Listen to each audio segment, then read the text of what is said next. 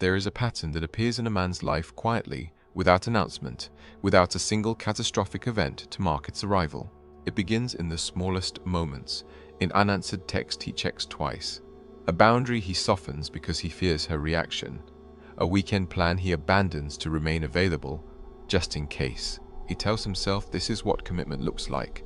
He tells himself this is loyalty. What he doesn't see is that he's begun trading pieces of himself for the promise of her continued presence, and in doing so, he has initiated a slow erosion that will eventually leave him unrecognizable, not only to her but to himself. I work with men who have lived this sequence to its conclusion. They arrive exhausted, not from work or physical exertion, but from the relentless internal negotiation that has become their baseline state. They no longer remember what they wanted before they met her. They no longer know what they believe when she's not in the room. They have built their entire emotional architecture around her moods, her approval, and intermittent validation, and now that structure is collapsing. They ask me why she respects them less the more they give. They ask me why their devotion has become their liability, and beneath every question is the same fundamental confusion. They believe that unwavering presence, relentless availability, and emotional transparency were currencies that would purchase love and respect. They didn't realize they were operating in a market that values scarcity, choice, and psychological autonomy above all else. Niccolo Machiavelli understood this centuries ago, long before dating apps and modern relationship psychology. He understood that power is not a function of virtue or sincerity, but of leverage, the capacity to walk away, to be chosen rather than clung to occupy space in another's mind because your presence is uncertain, not guaranteed. Machiavelli observed princes and generals, watched how kingdoms were won and lost, and concluded that perception often matters more than substance, that the appearance of independence creates more influence than the reality of dependence ever could. He would look at the modern man, checking his phone every 15 minutes, rearranging his life to accommodate her schedule, justifying her disrespect as miscommunication, and he would see the same pattern he witnessed in desperate courtiers and dethroned leaders, a man who has given away his leverage in exchange for the illusion of security. By the end of this, you will understand exactly why loyalty without leverage becomes servitude, why emotional investment without reciprocal respect destroys attraction, and what happens inside the architecture of your own mind when you confuse devotion with strategy. You will see how the man you are trying to become is precisely the man she cannot desire, and you will know what it costs to remain blind to this. Machiavelli lived in Renaissance Italy, a world of constant political upheaval, shifting alliances, betrayals disguised as friendships, and power structures that could collapse overnight. He watched men rise and fall based not on their intentions, but on their ability to read the room, maintain strategic distance, and never become so predictable that they could be taken for granted. His writings, particularly The Prince, were not philosophical abstractions. They were survival manuals for navigating environments where sentimentality was a death sentence, and leverage was the only reliable currency. When Machiavelli spoke of power, he wasn't advocating cruelty for its own sake. He was describing the mechanics of influence in a world that punishes weakness and rewards calculated self-interest. The modern man lives in a different landscape, but the mechanics are strikingly similar. He enters relationships believing that emotional generosity, radical availability, and consistent investment will build trust and deepen connection, and for a time, it appears to work. She responds warmly to his attention. She tells him she appreciates his openness, his willingness to prioritize her, and his lack of games. He interprets this as validation. He doubles down. He becomes more available, more emotionally transparent, more willing to adjust his life to fit hers. And then slowly something shifts. Her texts become less frequent. Her warmth becomes conditional. She begins to pull back, not in response to anything he did wrong, but in response to what he became, a man without mystery, without autonomy, without the psychological distance that creates desire. Here is the thesis that governs everything that follows. A man who makes his continued presence unconditional removes the very element that made him valuable in the first place, the capacity to leave. Loyalty, when it becomes indistinguishable from dependence, transforms from a virtue into a liability. What he calls commitment, she experiences as suffocation. What he calls emotional availability, she experiences as a lack of boundaries. What he calls love, she experiences as the absence of choice. And the moment she realizes that his presence is guaranteed regardless of her behavior, the dynamic shifts irreversibly. She is no longer choosing him. She is simply tolerating his proximity. Let me show you how this manifests in the real world. A man meets a woman. The early weeks are electric. He feels seen, desired, valued. She tells him he's different from other men. He takes this as an invitation to be more transparent, more emotionally forthcoming, more available. He begins structuring his schedule around hers. He cancels plans with friends if she texts. He stays up late talking to her even when he has work the next morning. He tolerates small disrespects, cancellations, late replies, dismissive comments, because he tells himself relationships require patience. He stops going to the gym as often. He stops working on the project he was excited about 3 months ago. He stops spending time alone. His life, which once had its own momentum, now orbits her presence. She notices, not consciously perhaps, but instinctively. She begins testing the boundaries. She cancels plans more frequently. She becomes less responsive to his texts. She mentions other men, casually, watching his reaction. And he fails every test, not because he lacks love, but because he lacks leverage. He reassures her when she pulls back. He overexplains his intentions when she questions him. He becomes anxious when she withdraws, rather than indifferent, and each reaction confirms what she has begun to suspect. He needs her more than she needs him. The balance of power has tilted, and it cannot be corrected through more devotion. It can only be corrected through withdrawal, through the reintroduction of scarcity, through the uncomfortable reimposition of boundaries he should never have dissolved in the first place. Machiavelli would recognize this immediately. He would see a man who had handed over his strategic position because he believed the game was about virtue, when in fact it had always been about leverage. In The Prince, Machiavelli writes that it is better to be feared than loved if one cannot be both. This is not a call for cruelty. It is a recognition that respect requires the possibility of loss. A prince who cannot be replaced is a prince who governs effectively. A prince whose subjects take his presence for granted is a prince on the verge of overthrow. The same dynamic governs romantic relationships, whether we admit it or not. A man who cannot be lost is a man who cannot be valued. A man whose presence is unconditional is a man whose absence creates no void. Now let me take you inside the mind of the man who is living this collapse, because the real tragedy is not what happens externally, it's what happens internally. He doesn't wake up one morning and realize he has lost himself. The process is incremental, almost invisible. It begins with small rationalizations. She didn't respond to his text because she's busy. She cancelled their plans because something came up. She was short with him because she had a bad day. He tells himself these things because the alternative, that she is losing respect for him, is too painful to confront. So he negotiates with himself. He lowers his standards. He accepts behavior he would have rejected 6 months ago. He convinces himself that this is maturity, that this is what love looks like when the honeymoon phase ends. But underneath the rationalizations, something else is happening. He is becoming anxious. He checks his phone more frequently. He overanalyzes her words, searching for hidden meanings. He becomes hypervigilant to her moods, adjusting his behavior to avoid conflict. He stops expressing his own needs because he fears they will create distance. He stops disagreeing with her because he fears disagreement will lead to abandonment.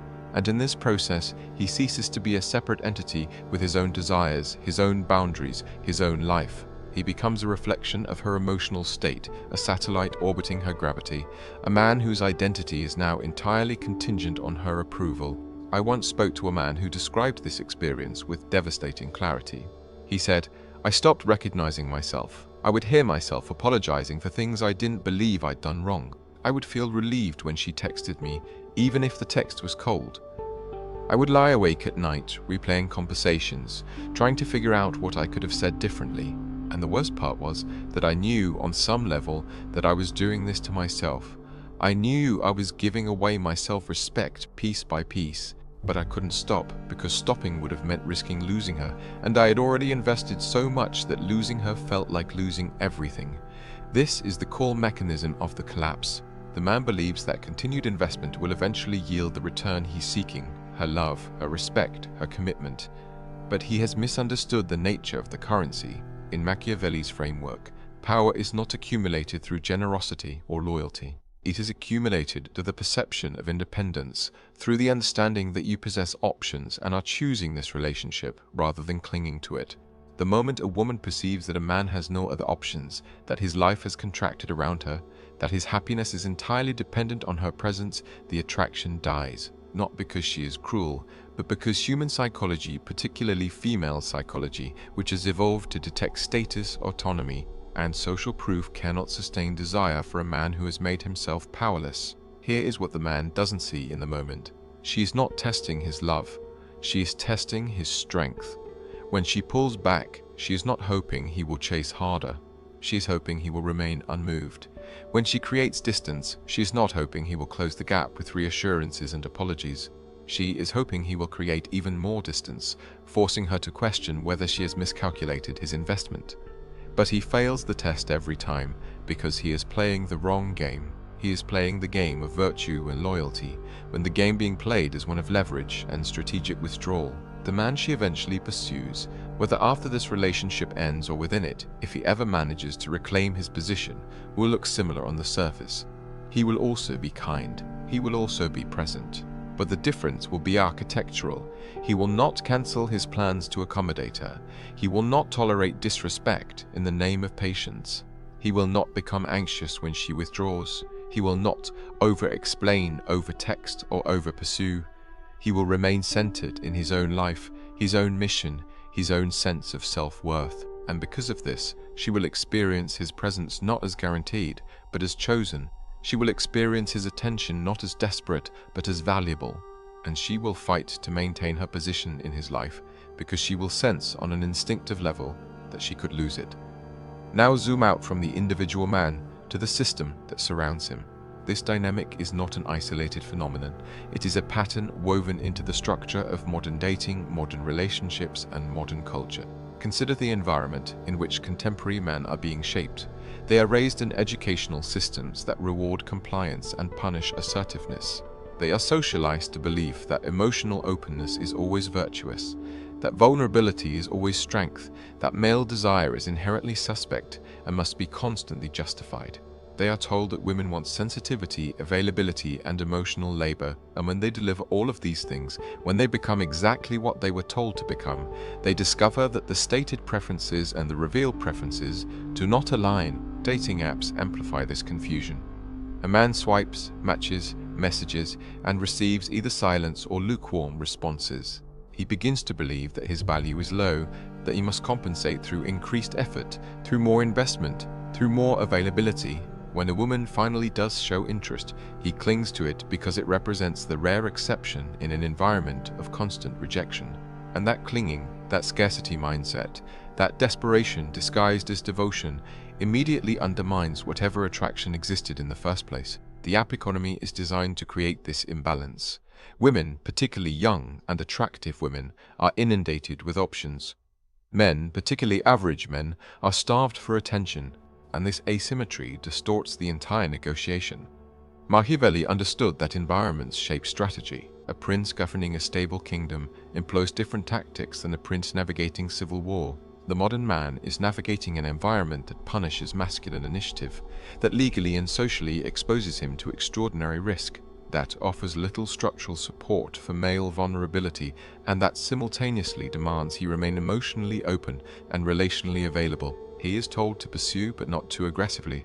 He is told to be confident but not arrogant. He is told to be vulnerable but also strong. And when he inevitably fails to navigate these contradictions perfectly, he is blamed for his failure. The cost of remaining blind to this is not merely romantic disappointment, it is the slow erosion of the self. The man who continues to operate under the belief that loyalty without leverage will eventually be rewarded becomes a stranger in his own life. His mission, if he ever had one, fades into the background. His hobbies become negotiable. His friendships atrophy. His time, his attention, his energy, all of it becomes oriented around maintaining a relationship that is already dying because it was built on a foundation of dependence rather than mutual respect. And the longer he stays in this pattern, the harder it becomes to escape, because his identity has become fused with the relationship. To leave would require confronting the possibility that he has wasted years, that he has sacrificed his self-respect for nothing, that the woman he centered his life around never truly respected him in the first place. Spengler, observing the twilight of Western civilization, would see this as symptomatic of a broader cultural decline. The feminization of public life, the loss of masculine purpose, the retreat of men into private worlds of comfort and passivity. Schopenhauer would see it as the will to live, manipulating men through the illusion of romantic love, tricking them into self-destruction in service of biological imperatives. Jung would see it as the unconscious anima, the man's inner feminine dominating his conscious ego, leading him to abandon his own psychological sovereignty in pursuit of union with the external feminine. But Machiavelli, pragmatic and unsentimental, would simply see it as a strategic failure. The man has given away his leverage, and in politics, as in love, the one who holds the leverage holds the power. If a system demands your vulnerability but offers no protection, walking away is not cowardice, it is the only rational response. If a relationship requires you to abandon your mission, your boundaries, your self-respect in order to maintain it, then the relationship is not a partnership. It is a hostage situation, and the hostage taker is not her. It is your own need for her approval, your own fear of her absence, your own inability to tolerate the discomfort of being alone. She does not destroy your purpose, she reveals its absence. She does not steal your self-respect. She accepts the price you set for it, and if that price is low, if your self-respect can be purchased with intermittent validation and the faint promise of future intimacy, then you cannot blame her for accepting the deal you offered. Now, translate this understanding into behavior. This is not about manipulation. This is not about playing games. This is about reclaiming the internal architecture that makes a man sovereign. Consider the pattern of emotional kneeling the moment a man begins over-explaining his intentions, justifying his actions, seeking her approval for decisions that should be his alone. Most men do this reflexively. They sense her pulling away, and they respond by making themselves smaller, more apologetic, more eager to please. The sovereign man does the opposite. He notices her withdrawal and he matches it. He does not chase. He does not beg for explanations. He allows her to experience the absence she has created, and in that absence, she is forced to confront her own investment. If she returns, it will be because she has chosen to, not because he has convinced her. Consider the pattern of mission abandonment. Most men, when entering a relationship, begin to treat their purpose as optional. The business they were building becomes a side project. The training regimen becomes inconsistent. The creative work becomes something they'll get back to, eventually. This is a death sentence. The sovereign man understands that his mission is not negotiable. It is the foundation of his identity, the source of his self-respect, the reason he can afford to lose her without losing himself. He structures his time around his mission first, and the relationship second. And paradoxically, this makes him more attractive, not less, because it signals that his value is not contingent on her presence. Consider the pattern of boundaryless availability. Most men make themselves endlessly accessible. They respond to texts immediately. They rearrange their schedules to fit hers. They tolerate cancellations, disrespects, and half-hearted effort because they fear that enforcing boundaries will create conflict. The sovereign man understands that boundaries are not walls, they are filters. They communicate what behavior will be tolerated and what will not. When she cancels plans without notice, he does not reassure her that it's fine. He becomes less available the next time she reaches out. When she disrespects him in public, he does not laugh it off. He addresses it directly, calmly, and without anger. And if the pattern continues, he withdraws entirely because he values his dignity more than her company. Consider the pattern of comfort addiction. Most men, once they settle into a relationship, stop growing. They stop challenging themselves. They stop taking risks. They become predictable, safe, domesticated. The sovereign man refuses this fate. He seeks discomfort deliberately. He takes on projects that might fail. He trains harder. He engages with ideas that challenge his assumptions. He remains a moving target, not because he is trying to manipulate her interest, but because he refuses to become a static, predictable version of himself. None of this is a guarantee. She may leave anyway. She may never have been capable of the kind of respect you were seeking. But that is not the point. The point is that you preserve yourself in the process. You do not sacrifice your mission, your boundaries, your self-respect in a desperate bid to keep someone who is already halfway out the door. You remain intact, and that intactness, that internal sovereignty, is the only foundation on which a healthy relationship can be built. Imagine two futures. In the first, you ignore what you've read here. You tell yourself it doesn't apply to you, that your situation is different, that she's different. You continue operating under the belief that more devotion, more availability, more loyalty will eventually break through. 5 years pass. You are smaller. You are bitterer. You have abandoned the projects that once gave your life meaning. You have tolerated behavior you once swore you never would. You have become unrecognizable to the man you were before you met her, and you have not gained the respect or love you were chasing. You are simply more entrenched in a dynamic that slowly erodes whatever remains of your dignity. And when it finally ends, and it will end, you will be left with nothing, because you gave away everything. In the second future, you take this as an initiation. You recognize that the discomfort you feel right now is the signal that you have been living beneath your potential, that you have been negotiating with yourself, that you have been trading leverage for the illusion of security. You begin to reclaim your time, your attention, your mission. You stop explaining yourself. You stop seeking her approval. You become less available, not strategically, but because your life has expanded to fill the space it should have occupied all along. You train, you build, you create. You enforce boundaries without anger, without resentment, without negotiation. And one of two things happens. Either she rises to meet the standard you set, and the relationship transforms into something worth maintaining, or she doesn't, and you discover that you no longer need her validation to feel whole. 5 years pass. You are leaner, you are quieter, you have fewer people in your life, but the ones who remain respect you. You have built something that belongs to you, and whether or not she is part of that future becomes irrelevant, because you are no longer constructing your identity around her presence. The path of sovereignty is harder. It is lonelier at first. It requires you to sit with the discomfort of being alone, of being misunderstood, of being accused of being cold or distant or selfish. It requires you to tolerate her anger when you enforce a boundary, her disappointment when you prioritize your mission, and her withdrawal when you stop chasing. But it is the only path that preserves your dignity. It is the only path that makes you a man worth choosing, rather than a man who is simply there. A man who makes his presence unconditional makes himself worthless. Not because loyalty is worthless, but because loyalty without leverage is indistinguishable from dependence. And dependence, no matter how it is dressed up in the language of love and commitment, will never command respect. Machiavelli understood this. The princes who survived were not the most virtuous. They were the ones who understood that power is not given. It is taken, maintained, and defended through the strategic withholding of what others desire most. She does not destroy your purpose. She reveals its absence. She does not steal your self-respect. She accepts the price you set for it. And if you have set that price too low, if you have offered yourself freely without requiring reciprocal investment, then you cannot blame her for the deal you made. If this struck something in you, if you felt the weight of recognition, then share it with the men who need to hear it. Subscribe to keep this work alive. But more importantly, act on it. Not tomorrow. Not after you've had one more conversation with her. Now. Reclaim your time. Enforce your boundaries. Return to your mission.